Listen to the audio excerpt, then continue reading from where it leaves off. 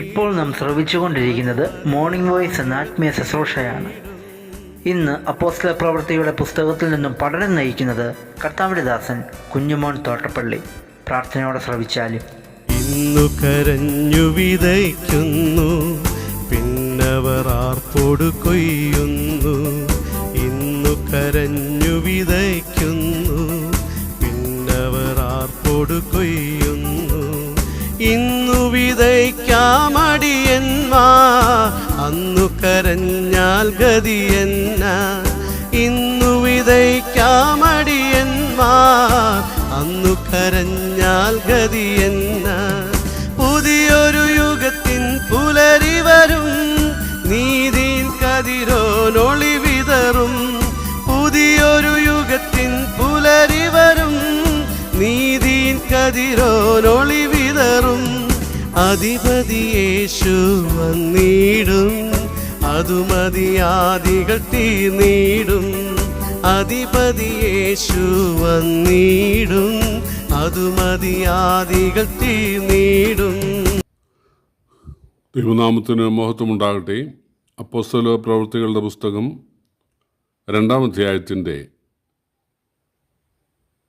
1, 2, 3 വാക്യങ്ങൾ ഞാൻ വായിക്കുന്നത് ശ്രദ്ധിച്ചാലും. പെന്തക്കോസ്ത് നാൾ വന്നപ്പോൾ എല്ലാവരും ഒരു സ്ഥലത്ത് ഒന്നിച്ചു കൂടിയിരുന്നു. പെട്ടെന്ന് കൂടിയ കാറ്റടിക്കുന്നത് പോലെ ആകാശത്തു നിന്ന് ഒരു മുഴക്കം ഉണ്ടായി. അവർ ഇരുന്നിരുന്ന വീട് മുഴുവനും നിറച്ചു. അഗ്നിജ്വാല പോലെ പിളർന്നിരിക്കുന്ന നാവുകൾ അവർക്ക് പ്രത്യക്ഷമായി, അവരിൽ ഓരോരുത്തൻ്റെ മേൽ പതിഞ്ഞു. കർത്താവായ യേശുക്രിസ്തു തൻ്റെ ശിഷ്യന്മാരോട്, എന്നോട് കേട്ട പിതാവിൻ്റെ വാഗ്ദത്തത്തിനായിട്ട് നിങ്ങൾ യെരുശലേമിൽ കാത്തിരിക്കണം, നഗരത്തിൽ തന്നെ പാർക്കണം. പരിശുദ്ധാത്മാവ് വരും, പരിശുദ്ധാത്മാവ് വന്ന് നിങ്ങളെ ശക്തിപ്പെടുത്തും. നിങ്ങൾ യെരുശലേമിലും യഹൂദയിൽ എല്ലായിടവും ശമര്യയിലും ഭൂമിയുടെ അറ്റത്തോളം എൻ്റെ സാക്ഷികളാകും എന്ന് പറഞ്ഞു. കർത്താവ് ഈ ശിഷ്യന്മാരെ വിളിച്ചത് തൻ്റെ സുവിശേഷം ലോകം മുഴുവൻ അറിയിക്കാൻ വേണ്ടിയാണ്. എന്നാൽ കർത്താവായ യേശു അവർ പ്രതീക്ഷിച്ചതിന് വിപരീതമായി യെരുശലേമിൽ വെച്ച് മരിക്കാനിടയായി. അതുകൊണ്ട് അവർ ആദ്യം ഓടിപ്പോയി, പിന്നീട് അവരൊരു വീട്ടിൽ ഒളിച്ചു കഴിയുകയാണ്. അവരോടാണ് യേശു പറയുന്നത്, നിങ്ങൾ യെരുശലേമിൽ നിന്ന് പോകാതെ എന്നോട് കേട്ട പിതാവിൻ്റെ വാഗ്ദത്തത്തിനായിട്ട് കാത്തിരിക്കണം. നിങ്ങൾക്ക് ശക്തി ഉണ്ടാകും, നിങ്ങളുടെ പേടി മാറും, അധൈര്യം മാറും, ഭീരുത്വം മാറും. നിങ്ങൾ സുവിശേഷം പറയാനുള്ള കഴിവും കൃപയും ശക്തിയും സാമർഥ്യവും ഒക്കെ ഉള്ളവരാകും. അത് യെരുശലേമിൽ തുടങ്ങും, പിന്നീട് നിങ്ങൾ ലോകം മുഴുവൻ പോകും എന്ന് പറഞ്ഞു. ഇവർ കാത്തിരുന്നതുകൊണ്ടല്ല പരിശുദ്ധാത്മാവ് വന്നത്. നിങ്ങൾ കാത്തിരുന്നാൽ പരിശുദ്ധാത്മാവ് വരുമെന്നല്ലല്ലോ പറഞ്ഞത്, വരും, അതുകൊണ്ട് കാത്തിരിക്കണം. പഴയ നിയമത്തിലെ 7 പെരുന്നാളുകളും പുതിയ നിയമത്തിലെ ഓരോ കാര്യങ്ങളുടെ നിഴലുകളായിരുന്നു. പെസഹ എന്ന പെരുന്നാൾ യേശു പെസഹ കുഞ്ഞാടായി മരിക്കുന്നതിൻ്റെ നിഴലാണ്. പുളിപ്പില്ലാത്ത അപ്പത്തിൻ്റെ പെരുന്നാൾ യേശുവിനെ കൈക്കൊണ്ട ആളുകൾ ജീവിതത്തിൽ പുളിപ്പില്ലാതെ എല്ലാ ആഴ്ചയും ജീവിക്കണം, അതിൻ്റെ നിഴലാണ്. ആദ്യബല പെരുന്നാൾ യേശു ഉയർത്തെഴുന്നേറ്റതിന് നിഴലാണ്. അടുത്ത വാരോത്സവ പെരുന്നാൾ, ആദ്യബല പെരുന്നാളിൻ്റെ 50-ാം ദിവസം പരിശുദ്ധാത്മാവ് ഭൂമിയിലേക്ക് വരും, അതിൻ്റെ നിഴലാണ്. കാഹളപ്പെരുന്നാൾ യേശു കാഹളനാദത്തോടെ മടങ്ങി വരുന്നതിൻ്റെ നിഴലാണ്. മഹാപാപരിഹാര പെരുന്നാൾ ഈ സകല സൃഷ്ടിജാലങ്ങൾക്കും ശാപമോക്ഷം ലഭിക്കുന്ന കാര്യമാണ്. കൂടാരപ്പെരുന്നാൾ മനുഷ്യരോടുകൂടെ ദൈവം വസിക്കുന്ന നിത്യതയുടെ കാര്യമാണ്. ഇതിൽ യേശു പെസഹ കുഞ്ഞാടായി ഭൂമിയിൽ വന്നപ്പോൾ യേശുവിനെ കാത്തിരിക്കാൻ ആരുമില്ലായിരുന്നു. യേശു മരിച്ചപ്പോഴും ആരുമില്ല, ശിഷ്യന്മാരൊക്കെ ഓടിപ്പോയി. അതുപോലെ പരിശുദ്ധാത്മാവ് ഭൂമിയിലേക്ക് വരുന്ന സമയത്ത് മറ്റൊരു കാര്യസ്ഥനായി യേശുവിന് പകരം ഭൂമിയിലേക്ക് വരുന്ന സമയത്ത് ആരും കാത്തിരിക്കാനില്ലായിരുന്നെങ്കിലും പരിശുദ്ധാത്മാവ് വരുമായിരുന്നു. കാരണം ഇതൊക്കെ പിതാവ് മുൻ നിശ്ചയിച്ച സമയത്ത് നടക്കേണ്ട കാര്യങ്ങളാണ്. എന്നാൽ അവർ വെയിറ്റ് ചെയ്തു. കാത്തിരിക്കുക എന്ന് പറഞ്ഞാൽ വെയിറ്റ് ചെയ്തു. പരിശുദ്ധാത്മാവ് വന്നവരെ ശക്തിപ്പെടുത്തി. നാം ഇവിടെ വായിച്ചത് പെന്തക്കോസ്ത് നാൾ വന്നപ്പോൾ.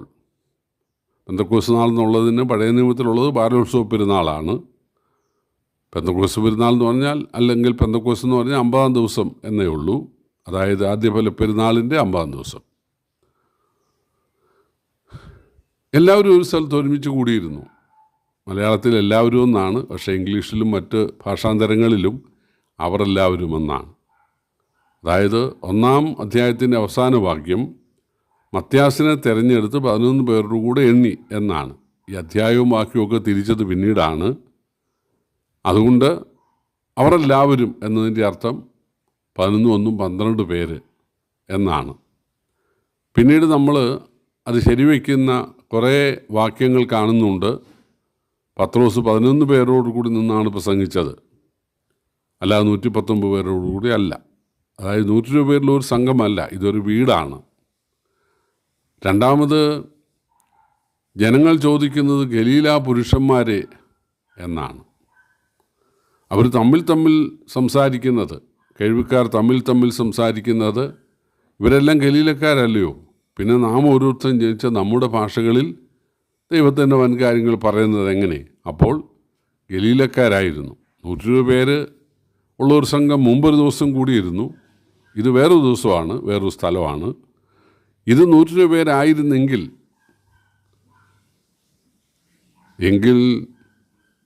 ഇവരെല്ലാം ഗലീലക്കാരല്ലയോ എന്ന് പറയാൻ സാധിക്കുകയില്ല. ആ 120 പേര് ശമര്യയിൽ നിന്നും ബേഥാന്യയിൽ നിന്നും അതുപോലെ എമോസിൽ നിന്നും ഒക്കെയുള്ള ആളുകളാണ്. എന്നാൽ ഇത് ഗലീലക്കാർ മാത്രമാണ്, പുരുഷന്മാർ മാത്രമാണ്. അപ്പോൾ 11 പേരോടുകൂടെ മത്യാസിനെ എണ്ണി ആ 12 പേർ ഒരു സ്ഥലത്ത് ഒരുമിച്ച് കൂടിയിരിക്കുമ്പോൾ, അതൊരു വീട്ടിലാണ് എന്നാണ് ഇവിടെ വായിക്കുന്നത്. ഇനി ആ വീടെന്നുള്ളതിൻ്റെ മൂലഭാഷയിൽ ഒരു സ്ഥലത്ത് എന്നായാലും വിരോധമില്ല. ഇത് ചിലർ പറയുന്നത് യെരുശലേം ദേവാലയത്തിലെ ശലോമോൻ്റെ മണ്ഡപത്തിലാണ് ഈ 12 പേര് കൂടിയിരുന്നത്. എന്നാലും വിരോധമില്ല, വീട്ടിലായാലും കുഴപ്പമില്ല. കാരണം ഈ 12 പേരോടാണ് കർത്താവ് പറഞ്ഞത്, നിങ്ങൾ ശക്തി ലഭിച്ചിട്ട് എൻ്റെ സാക്ഷികളാകും എന്ന്. എന്തായാലും ദൈവത്തിൻ്റെ സമയത്ത്, അതായത് പെന്തക്കോസ്ത് പെരുന്നാളിൻ്റെ നിവൃത്തി എന്ന നിലയിൽ പരിശുദ്ധാത്മാവ് ദൈവം ഭൂമിയിലേക്ക് വന്നു. അപ്പോൾ 3 കാര്യങ്ങൾ ഇവിടെ സംഭവിച്ചു. അതാണ് നമ്മൾ വായിച്ചത്. കൊടിയ കാറ്റടിക്കുന്ന പോലെ ഒരു മുഴക്കം, അഗ്നിജ്വാല പോലെ പിളർന്ന നാവുകൾ, വ്യത്യസ്തങ്ങളായ ഭാഷകൾ. കാറ്റുണ്ടായില്ല. ചിലരൊക്കെ പാടുന്നതും പ്രസംഗിക്കുന്നതും വലിയ കാറ്റുണ്ടായെന്നാണ്. കൊടിയ കാറ്റടിക്കുന്ന പോലെ മുഴക്കമേ ഉണ്ടായുള്ളൂ. 2, അഗ്നിജ്വാല ഉണ്ടായില്ല. അഗ്നിജ്വാല ഉണ്ടായി എന്നൊക്കെയുള്ള പാട്ടുകളും പ്രസംഗങ്ങളും ഒക്കെ നമ്മൾ കേട്ടിട്ടുണ്ട്. ഇല്ല, അഗ്നിജ്വാല പോലെ പിളർന്ന നാവുകൾ, അത്രയുമേ ഉള്ളൂ. 3, ഈ അപ്പസ്തോലന്മാരിൽ 12-ൽ 11 പേരും, പത്രോസ് ഒഴികെ എല്ലാവരും ഓരോ ഭാഷ, വ്യത്യസ്ത ഭാഷ അവർ പറയാനിടയായി. അവരെന്തോ പറഞ്ഞു, ജനങ്ങൾക്ക് അവനവൻ്റെ ഭാഷയിൽ തിരികെയായിരുന്നില്ല, കേൾവിക്കാരുടെ ഭാഷയിൽ പറയാനുള്ള ഭാഷാവരം അവർക്ക് ലഭിക്കുകയായിരുന്നു. അതുകൊണ്ടാണ് കേൾവിക്കാർ തമ്മിൽ പറഞ്ഞത്, നാം ഓരോരുത്തൻ ജനിച്ച നമ്മുടെ ഭാഷകളിൽ ഇവർ സംസാരിക്കുന്നുവല്ലോ എന്ന്. അപ്പോൾ എന്തുകൊണ്ടാണ് പരിശുദ്ധാത്മാവ് വന്നപ്പോൾ ഈ അഗ്നിജ്വാല പോലെ പിളർന്ന നാവുകളും കൊടിയ കാറ്റടിക്കുന്ന പോലെ മുഴക്കവും ഉണ്ടായത്? പരിശുദ്ധാത്മാവ് ദൈവമായതുകൊണ്ടാണ്. പിതാവായ ദൈവം സീനായ് മലയിൽ വെളിപ്പെട്ടപ്പോൾ കുരിരട്ടും കാഹളനാദവും മിന്നലും ഭൂകമ്പവും വലിയ ഇടിമുഴക്കവും ഒക്കെ ഉണ്ടായി. പുത്രൻ തമ്പുരാൻ കാൽവറിയിൽ രക്ഷാമാർഗം ഒരുക്കിയപ്പോൾ ഭൂമി കുലുങ്ങി, പാറ പിളർന്നു, കല്ലറ തുറന്നു, ദൈവത്തിൻ്റെ തെളിശലും മേൽതൊട്ടൊടുവിൽ രണ്ടായി ചീന്തിപ്പോയി. പരിശുദ്ധാത്മാവാൻ ദൈവം ഈ കാലഘട്ടത്തിൻ്റെ ശുശ്രൂഷ ഏറ്റെടുക്കുവാൻ വന്ന സമയത്ത്, ഭൂമിയിലേക്ക് എന്നേക്കും വസിക്കാൻ വന്ന സമയത്ത് അതിന് തുല്യമായ ഒരു കാര്യം നടക്കണ്ടേ? അതാണ് ഈ കൊടിയ കാറ്റടിക്കുന്ന പോലെയുള്ള മുഴക്കവും അതുപോലെ അഗ്നിജ്വാല പോലെ പിളർന്ന നാവുകളും ഉണ്ടായത്. പ്രിയപ്പെട്ടവരെ, പരിശുദ്ധാത്മാവാൻ ദൈവം ഈ കാലഘട്ടത്തിൻ്റെ ശുശ്രൂഷ ഏറ്റെടുക്കുവാൻ എന്നേക്കുമായി ഭൂമിയിലേക്ക് വന്നു.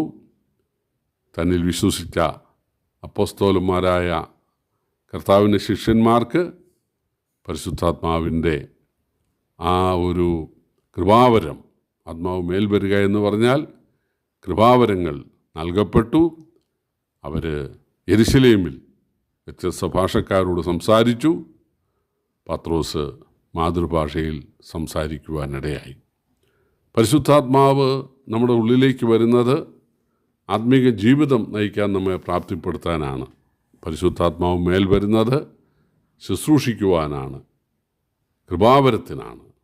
ഇവിടെ 12 ശിഷ്യന്മാർ കൃപാവരത്താലും ദൈവശക്തിയാലും ധൈര്യത്താലും നിറഞ്ഞു. അവർ യെരുശലേമിൽ സാക്ഷ്യം വഹിക്കുവാൻ ഇടയായി. പ്രിയപ്പെട്ടവരെ, കർത്താവിനെ സ്നേഹിക്കുവാനും കർത്താവിൻ്റെ ശുശ്രൂഷ ദൈവാത്മ സഹായത്താലും ചെയ്യുവാൻ കർത്താവ് നമ്മെയും ഒരുക്കട്ടെ. കർത്താവിൻ്റെ വലിയൊരു നാമം വാഴ്ത്തപ്പെടുമാറാകട്ടെ. സ്നേഹം നമ്മുടെ അടയാളം, ത്യാഗം നമ്മുടെ കൈമുതലാ. സ്നേഹം നമ്മുടെ അടയാളം, ത്യാഗം നമ്മുടെ കൈമുതലാ. ഏകത നമ്മുടെ നല്ല ഫലം, വിജയം നമ്മുടെ നിത്യഫലം. ഏകത നമ്മുടെ നല്ല ഫലം, വിജയം നമ്മുടെ അന്ത്യഫലം. പുതിയൊരു യുഗത്തിൻ പുലരി വരും, നീതിൻ കതിരോനൊളി വിതറും. പുതിയൊരു യുഗത്തിൻ പുലരി വരും, നീതിൻ കതിരോനൊളി വിതറും. അധിപതി യേശു വന്നിടും, അതു മതിയാദികൾ തീർന്നിടും. അധിപതി യേശു വന്നിടും, അതു മതിയാദികൾ തീർന്നിടും.